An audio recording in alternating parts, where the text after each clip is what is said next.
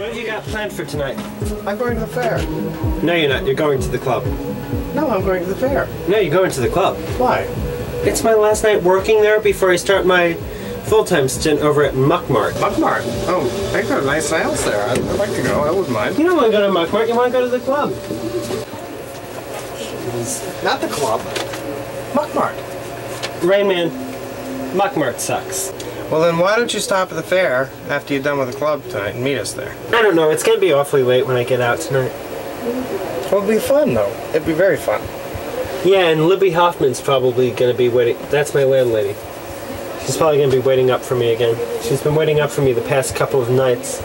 Well, then let's come on out and have fun. Yeah, because yeah, it's going to be like 20 messages on my answering machine when I get home today anyway. She's been calling morning, noon, and night. Only like 3 months behind on the rent. Well, really? Do you really needed such a big apartment? Separate bedroom for the dog? Walk-in closet? Josh, where else is Muffin going to sleep? And on the floor? And the closet's hers. It's not mine, it's hers. I need some place to put all her dresses and shoes. Oh, Jesus. Look, she's my baby. Okay. She gives me unconditional love. She's probably the most loyal companion I've ever had. Better than any of the men I've been with. A hell of a lot better than Tom. Unconditional love? The other day you held her, she tried biting your nose off. What, unconditional love? At least it was just my nose, unlike what Tom tried to bite off once. What the hell do you do to your men? Oh, first, strike that. Reverse that. I don't want to know. And besides, if I was to move out of that apartment, where would I go? Well, I'm looking for a roommate. You already have a roommate. No, I don't. Yes, you do. No, I do not. Yes, you do. No, I do not. Do you see anybody here? Yeah, you have a roommate. That big hairy guy living in your bathroom.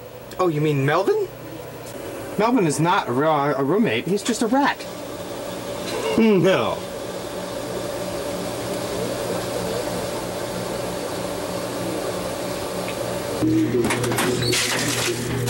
Never want to go back there. Hey, Fritz, you got a telephone call. What? You've got a telephone call here.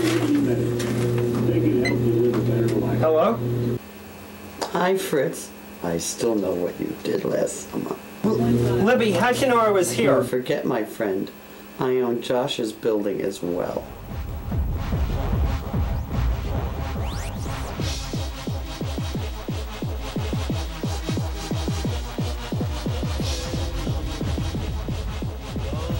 Meeting with the ex for lunch or drinks.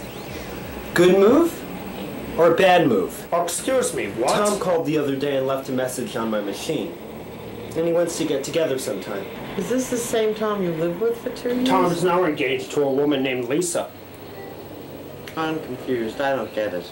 He was bi. And he was always upfront and honest about that. I mean, before we started going out, he warned me that he would never be able to be what I wanted him to be. And what do you expect from me and Libby? Some big groundbreaking sermon or something to persuade you not to do this? Some earth-shattering news? Oh, by the way, I have some earth-shattering news. I'm going to be taking a vow of silence. Thank you, God! Starting midnight tonight, I'm going to be silent for the next 5 months. Shouldn't that be 5 years? He's from a very liberal parish. Well, Pius, I'm so proud of you. This is the greatest thing you've ever done. You know, it's not like that lame vow of celibacy, which only benefited a handful of guys who you weren't going to sleep with. Like they were going to sleep with you anyway. I mean, vow or no vow. You really know how to make a guy feel special. Maybe that's why Tom left you. So are you going to meet with him or what? I think I am. think I should get a haircut before I meet with him? You should get that airbrush tanning to showcase muscle tone. What muscle? I could never be friends with an ex. Once I'm through, go to hell. See, now you're speaking a language that I understand, because most of us are going to hell. The vow of silence can't start soon enough.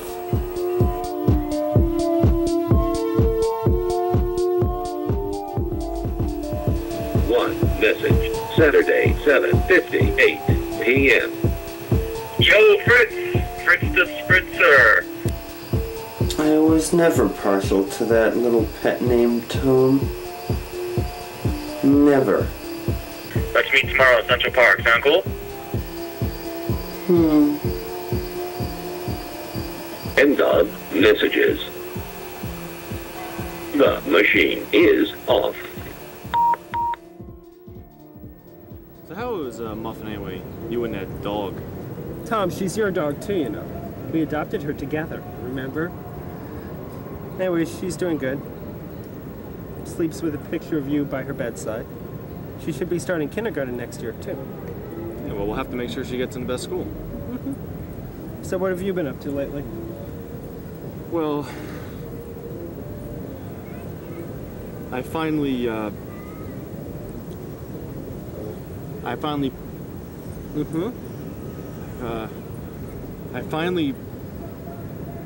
proposed to Lisa? Oh, yeah, I know. I read about that in the New York Times. Congratulations. Tom, you hardly seem like the blushing bride here. Why did you ever propose to her in the first place? It wasn't exactly a romantic proposal. Oh my God. She's pregnant. I mean, Lisa's pregnant. Muffin's going to have a little step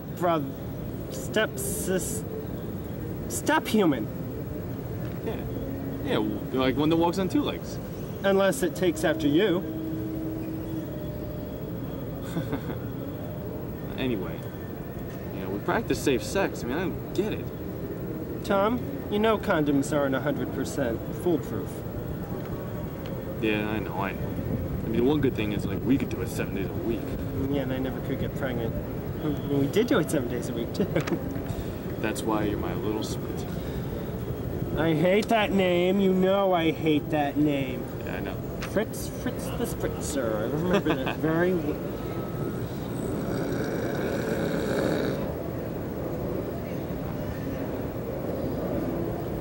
Well, I don't get it. If there was a benefit with me, why would you ever go with Lisa? Well, I mean,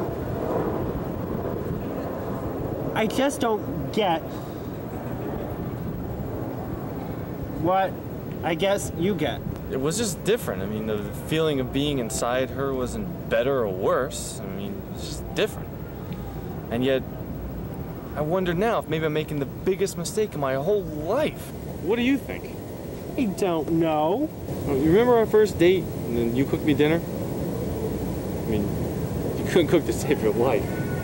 I mean, tuna melt is with cheese, and you melt the cheese. You don't melt the tuna. That's disgusting. Tom, was there a point to that story, or are you just trying to point out how bad I am again?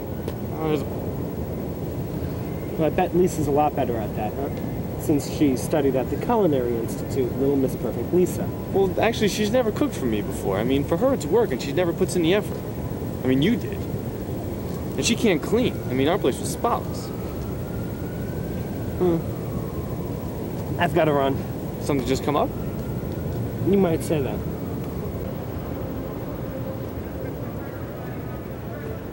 Damn! Thought I had it under control. So how'd it go? I don't know. I mean, I got a really weird vibe. Yeah, straight 5. No. More like an I'm gay and want to do you right here and now in the bushes kidding. kind of vibe. How can you be sure? Some things are just too hard not to notice. Hard being the operative word here. Oh my God, you mean... Yeah. Well, maybe he was thinking of something else. What were you two talking about? Basically, he was talking about us. The good times. How I was better at certain things than Lisa. Okay, I don't need to hear this. Not like that, no. Not like that at all. So what are you going to do? I don't know. I mean, I have a boyfriend over in Cooperstown. And what does Lisa have to say about all of this? I don't know. We really didn't talk that much about Lisa. Except the things that I do better than she does. Mm-hmm. I mean, if we were to get back together, there would have to be a lot of changes. Such as? I remember when he and I were together, he was very closeted. And he kept introducing me to all his friends as his roommate. His straight roommate. And I had to act like I was into the same things they were into, you know. I could accept the fact that he wasn't out to his family. I mean, there's no telling how his family would react, and you don't choose your family. But you do choose your friends. So if you're not out to your friends because they're going to react badly, I think that actually does reflect on you. Don't you agree? Absolutely.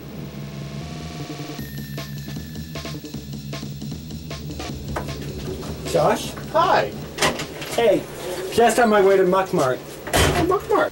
Oh, so you're actually starting there tonight, huh? Yeah, tonight's my first night of orientation. Sorry, doing laundry. Again? Yeah.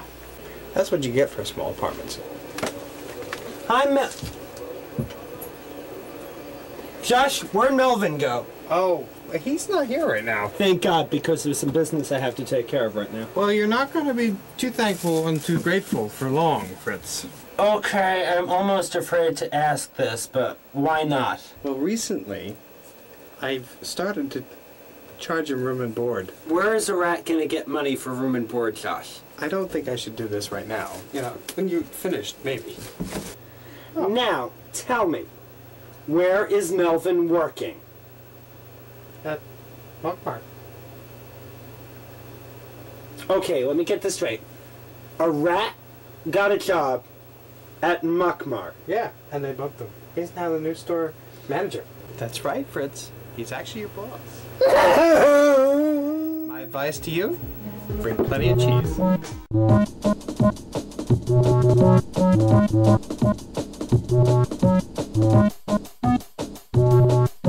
Or something to that effect.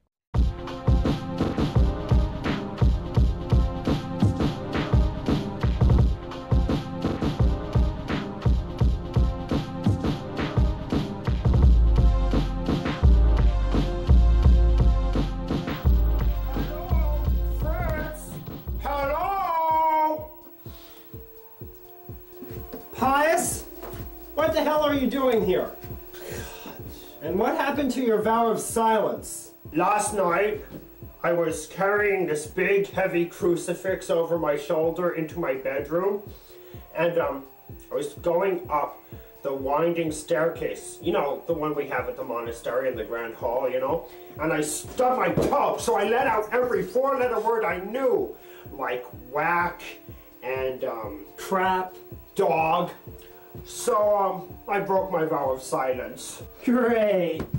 How's everything with you and Tom?